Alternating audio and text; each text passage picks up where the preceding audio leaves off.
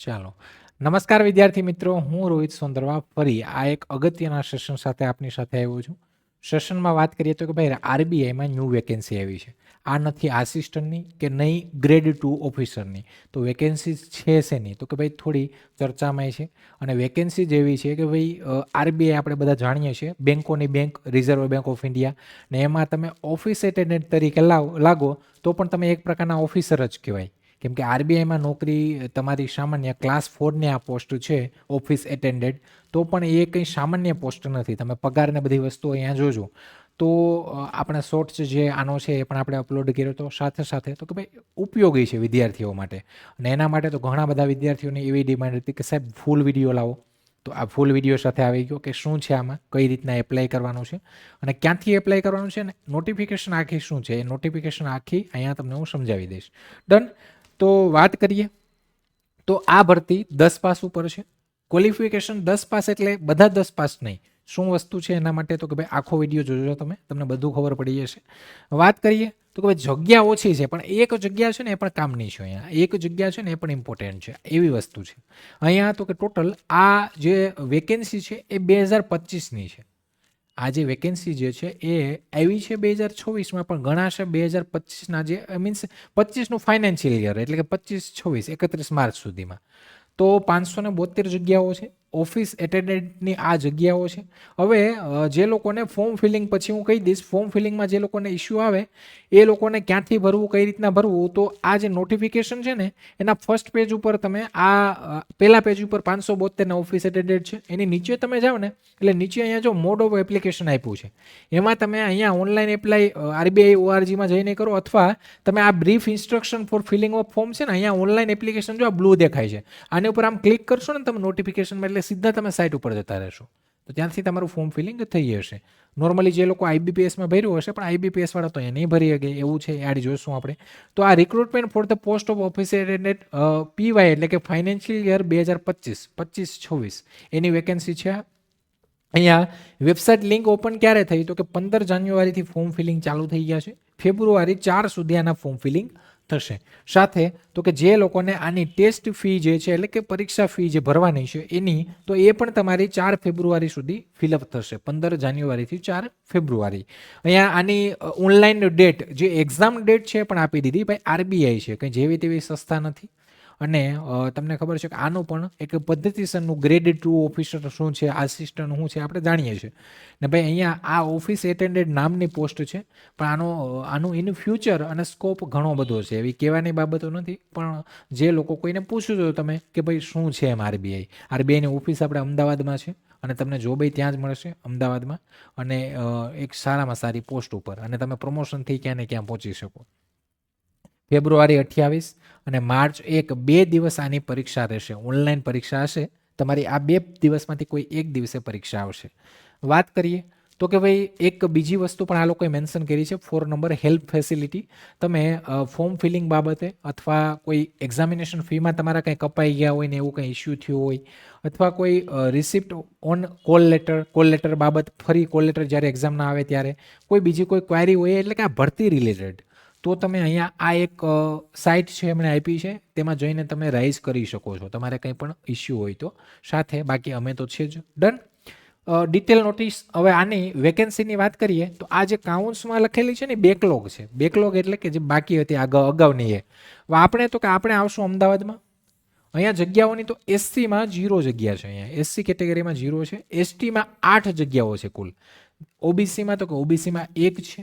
ઈડબ્લ્યુએસમાં 2 છે. જનરલમાં તો કે 18 છે, અને ટોટલ 29 જગ્યાઓ છે, જેમાં પીડબ્લ્યુબીડી એટલે કે જે દિવ્યાંગ લોકો છે એમની પાસે તો કે એની એ કેટેગરીમાં 1, બી કેટેગરીમાં 1, સી ડીમાં કોઈ વેકેન્સી નથી. એક્સ સર્વિસમેન છે એની ટોટલ તો કે એક્સ 1 કેટેગરીમાં 1 અને 2માં 5, આવી રીતના કેટેગરી ટોટલ જગ્યાઓ કેટલી છે? તો કે ભાઈ ટોટલ એટલી જગ્યાઓ અહીંયા તમને આપી છે. આપણે આના માટે જ એપ્લાય કરશું, અમદાવાદ ઓફિસ જે છે એના માટે એપ્લાય માટે. હવે આગળ તો કે એક બીજી વસ્તુ કે જે આ દિવ્યાંગ લોકો પીડબ્લ્યુબીડી છે એમાં 4 કેટેગરી. એમાં જો કે વેકેન્સી અહીંયા કોની છે આપણે ત્યાં, તો કે એ અને બીની છે. તો એમાં બ્લાઇન્ડનેસ અને લો વિઝન આવશે, અને બીમાં જે ડેફ અને હાર્ડ ઓફ હિયરિંગ 2 જ છે. આ વેકેન્સી તો કોઈ છે નહીં, એટલે એપ્લાય થશે જ નહીં. તો આ 2 કેટેગરી જે લોકો પાસે સર્ટિફિકેટ હોય એ એપ્લાય કરી શકે. હવે એજ કેટલી જોશે સાહેબ? તો 1/1/2026 રોજ તમારી એજ જે છે 18 થી 25 વર્ષની અંદરમાં હોવી જોઈએ. એનો મીન્સ એટલે કે ધેટ મીન્સ તમારી જે ડેટ ઓફ બર્થ છે એ 2/1/2001 અને 1/1/2008 એ બંને દિવસો છે એને ઇન્ક્લુડ કરીને અહીંયા લખ્યું છે ઇન્ક્લુઝિવ લઈ અને એની વચ્ચે તમારી ડેટ ઓફ બર્થ હોવી જોઈએ. એની વચ્ચે તમારી ડેટ ઓફ બર્થ હોવી જોઈએ. હવે એમાં તો કે એમાં રિલેક્સેશન છે. હા, તો કે રિલેક્સેશન છે અહીંયા. જે એસસી કેટેગરી છે અને એસટી કેટેગરી એને 5 વર્ષ સુધી રિલેક્સેશન છે, એટલે કે એનો મતલબ 30 વર્ષ સુધી. જે ઓબીસી કેટેગરી છે એને 3 વર્ષ એટલે કે 28 વર્ષ સુધી. જે પર્સન વિથ એટલે કે પીડબ્લ્યુબીડી જે એ અને બી કેટેગરીમાં આપણે હમણાં વેકેન્સી જોઈએ એને તો કે એમને અહીંયા by 10 years general EWS 13 years OBC 15 years SC ST ex સર્વિસમેનને પણ છે. વિડો ડાયવોર્સ જે વુમન છે એમને પણ છે. Candidate having work experience reserve bank of India તો એમને પણ છે. જે લોકોને વર્ક એક્સપિરિયન્સ હોય આરબીઆઈમાં તો એમને પણ છે. વાત કરીએ તો આ સૌથી ઇમ્પોર્ટન્ટ પોઈન્ટ છે કે સાહેબ હવે મેન પોઈન્ટ ઉપર આવો. હાલો જોઈ લીધું જગ્યા આ છે તે છે. કોણ ફોર્મ ભરી શકે એના માટે લાયકાત શું જશે? તો લાયકાતની વાત કરીએ તો 1/1/2026 રોજ અ candidate should have passed 10 standard એટલે કે 10મું પાસ હોવો જોઈએ. એસએસસી 10મું પાસ હોવો જોઈએ. Concerned state UT coming under regional jurisdiction of the recruiting office to which he she is applying. તો આ એક અગત્યનો પોઈન્ટ છે જે મેં વાંચ્યો છે ને તમને કીધું. એટલે કે માની લો તમે 10 પાસ છે, 10 પાસ છે અને તમારે અમદાવાદમાં ફોર્મ ભરવું છે. તો અમદાવાદની રિજનલ લેંગ્વેજ કઈ છે? તો કે આપણી લેંગ્વેજ અહીંની ગુજરાતી.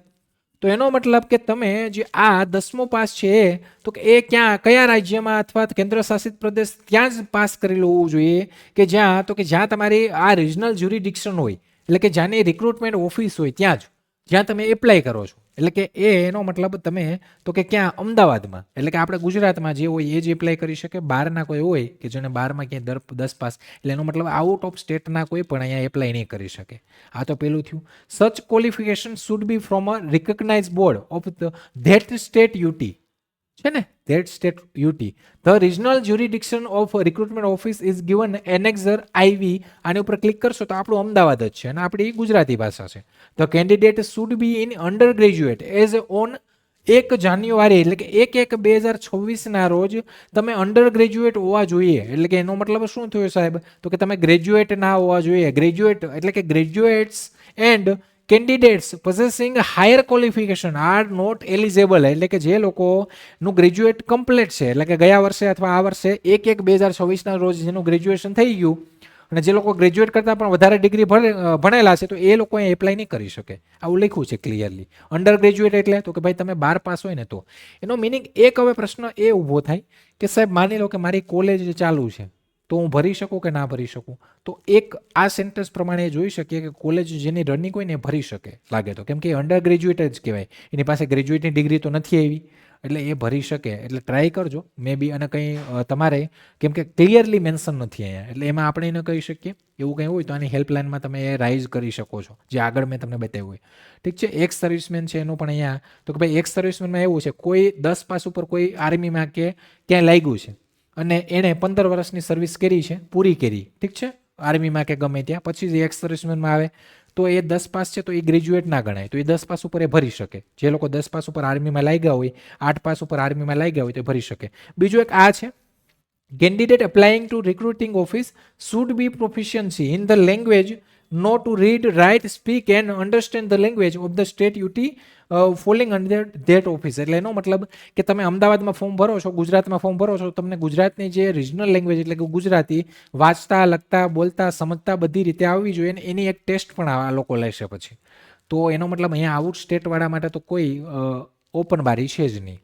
આગળ scheme of selection. Scheme of selection એટલે કે તમારી પહેલાં selection will be through online test. પહેલાં ઓનલાઈન પરીક્ષા રહેશે, પછી પરીક્ષાની તારીખે તમને આપી છે, આગળ આપી દીધી છે.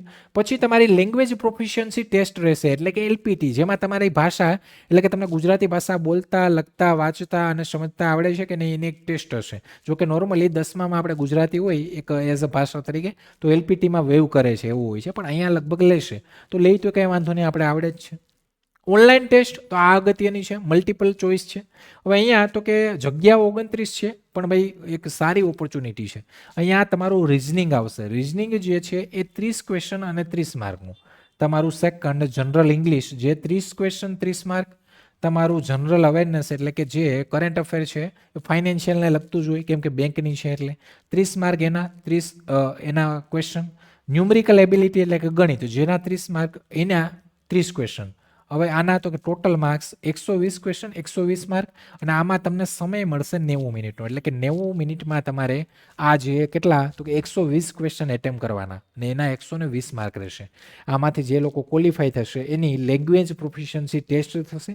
લેંગ્વેજ પ્રોફિશિયન્સી ટેસ્ટ થાય તમારી એ તમે ક્વોલિફાય કરો પછી મેરિટના બેસ ઉપર જે 29 લોકો છે એનું તો કે એનું સિલેક્શન થશે, એનું ડીવી થશે ડોક્યુમેન્ટ વેરિફિકેશન, એનું જો કે આ એલપીટી દેવા જાવ ને ત્યારે જ ડીવી થઈ જાય અથવા એના પછી ડીવી પછી મેડિકલ થઈ જાય. મેડિકલ નોર્મલ હોય છે એટલું બધું કંઈ હાર્ડ હોતું નથી. હવે જો આ જ વસ્તુ કે સાહેબ હવે આ એટલું બધું શું કામ તમે વળગી પડ્યા છો કે આ બધું શું છે, તો મેં તમને કીધું આરબીઆઈની જોબ ને એટલે એ ઓફિસર જ કહેવાય. તમારે જે નોર્મલી તમે બીજી બેંકોમાં ગમે ત્યાં ક્લાર્કમાં લાગો કોઈ પણ સેક્ટરમાં, તમે ગુજરાત ગવર્મેન્ટમાં લાગો સ્ટેટ ગવર્મેન્ટમાં ક્યાંય પણ ક્લાર્કમાં લાગો ને એનો પગાર આના જેટલો નહીં હોય. તો જોઈ લો અહીંયા તમારું બેઝિક પે 24,250 છે. પછી આ શું છે 840/4 એટલે એનો મતલબ તમારો 840નો આવતા દર વર્ષે ઇન્ક્રીમેન્ટ લાગે 4 વર્ષ સુધી, પછી 3 વર્ષ 980ના, પછી 3 વર્ષ 1200ના, એમ જો આ ઇન્ક્રીમેન્ટ એડ થાય ને એટલે તમારો બેઝિક પે વધતો જાય. હવે આ બેઝિક છે તો એમાં તમારું એચઆરએ ડીએ બધું એડ થતા તો એનો મતલબ આ લોકોએ કહી જ દીધું આમાં કંઈ કહેવાય ને કે સાહેબ તમે તો હાવ વિડીયોમાં આમાં તેમાં કેવા વાળી જ કરો 50,000 વાળી જોબ. ક્યાં 50,000 છે, અહીંયા લખ્યું છે ભાઈ જોઈ લે કેટલા છે પગાર. તો અહીંયા આ લોકોએ ક્લિયરલી મેન્શન કર્યું છે કે office attendant will be approximately 46,029 per month, 46,000 રૂપિયા તમને સેલેરી મળશે. અને બીજું house rent allowance 15% pay will be paid of them additionally એટલે કે આના વગરનું એચઆરએ અલગ મળશે. જે લોકો તો કે જે લોકો બેંકના એકોમોડેશનમાં નથી રહેતા એટલે કે રહેવા માટે પણ સુવિધા આપે અહીંયા, તો એ લોકો જે નથી એને હાઉસ રેન્ટ એલાઉન્સ 50% મળશે. કામ પરક્વિસિટ તો bank accommodation subject availability medical facility મળે, પછી એજ્યુકેશન એક્સપેન્સીસ મળે, કોસ્ટ પેકલેક લેન્સ મળે, નોલેજ અપડેશન એલાઉન્સ મળે, ફર્નિચર ઓફ રેસિડન્સ એ પણ મળે, ગ્રુપ ટર્મ લાઈફ ઇન્સ્યોરન્સ મળે, vehicle insurance, conveyance allowance, leave ફેર કન્સેશન જેને એલએફસી કહીએ આપણે, આ બધી વસ્તુ અહીંયા મળશે. સાથે લોનમાં તમને બેનિફિટ મળે, સિમ્પલ ઇન્ટરેસ્ટ ઉપર 4 કે 5% હોય, એ બધી તો સુવિધા છે જ. નેચર ઓફ વર્ક શું છે તો કામ શું રહેશે તમારું, તો આ ક્લાસ 4ની પોસ્ટ છે ઓફિસ એટેન્ડેડ. તમારે શું છે physical movement and dispensation of file record એટલે કે એક સબસ્ટાફ જેવું કામ છે, એક પટ્ટાવાળા જેવું કામ જે તમારે કરવાનું છે. ફાઇલ્સ રેકોર્ડ ઓફિસ આર્ટિકલ એ બધી મેન્ટેન કરવાની છે, કમ્પ્લીટ કરવાની, ડિલિવર ડિપાર્ટમેન્ટના ફોટોકોપી બનાવવાની છે. નોન ક્લેરિકલ જે કામ છે રૂટીન વર્ક છે તમારે કરવાનું છે. આ કામ તમારે ત્યાં આરબીઆઈમાં કરવાનું છે. તો આ વસ્તુ છે. આગળ વાત તો એક્ઝામિનેશન ફી કેટલી છે ઓનલાઈન ફોર્મ ભરો ત્યારે, તો ફી જે એસસી એસટી પીડબ્લ્યુબીડી અને એક્સ સર્વિસમેન એને ઇન્ટિમેશન ચાર્જ છે એ જ ઓનલી પે કરવાનો છે. કેટલો 50 રૂપિયા પ્લસ 18% જીએસટી એટલે 59 રૂપિયા જેવું થશે, 18% જીએસટી લાગશે. જનરલ ઓબીસી ઈડબ્લ્યુએસ માટે તો એને એપ્લિકેશન ઇન્ટિમેશન ચાર્જ થઈ અને ટોટલ 450 પ્લસ 18% જીએસટી ભરવાનો છે. એટલે એ તમારે જે છે અને સ્ટાફ જે છે એમના માટે કોઈ સ્ટાફ હોય જે એપ્લાય કરતો હોય તો એના માટે નીલ છે. કોઈ તમે ઓનલાઈન પેમેન્ટ કરો એમાં કોઈ એક્સ્ટ્રા ચાર્જ લાગે તો એ એડ થશે. તો આ વસ્તુ કરવાની છે. ફોર્મ ફિલિંગ માટે આના પછી 8મા નંબરનો પોઈન્ટ, હવે ફરી બીજી વાર એ કહું છું 8મા નંબરનો જે પોઈન્ટ છે ત્યાં તમે અહીંયા candidate can apply online at link, અહીંયા આ જે લિંક આની ઉપર ક્લિક કરશો ને બ્લુ ઉપર એટલે સીધા તમે જે ફોર્મ ભરવાનું જે પોર્ટલ છે એની ઉપર જતા રહેશો. તો એક આગળ આપ્યું છે ને એક અહીંયા પણ આપ્યું છે એટલે તમે જઈ શકશો, અહીંથી ફોર્મ કરી શકશો. ડન. તો આ એક સારી ઓપોર્ચ્યુનિટી છે ભાઈ. એક જગ્યા છે ને એની વેલ્યુ છે, તો અહીંયા 29 જગ્યાઓ છે ગુજરાતમાં. તો ફોર્મ ફિલિંગ જે લોકો એલિજિબલ હોય એ ભરી દેજો. અને સાથે તો કે જે લોકો નવા છે અને આપણું ચેનલ શેર લાઇક ના કર્યું હોય તો લાઇક કરી દેજો, શેર સબસ્ક્રાઈબ કરતા રહેજો.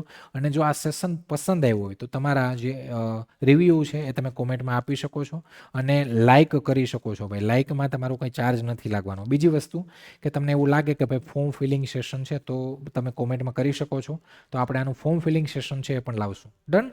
તો આવી નવી માહિતી સાથે ફરી મળશું. ત્યાં સુધી રજા લઉં છું. જય હિન્દ, જય ભારત.